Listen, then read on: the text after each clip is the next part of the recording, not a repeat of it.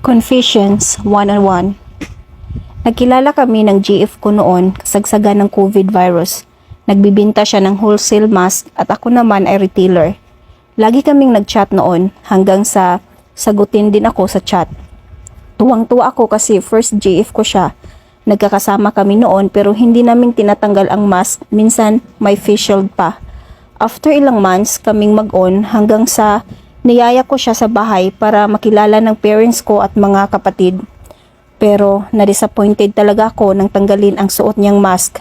Sungki-sungki pala ang ngipin at nakausli pa ang nguso. Tapos ang itim pa ng kilikili.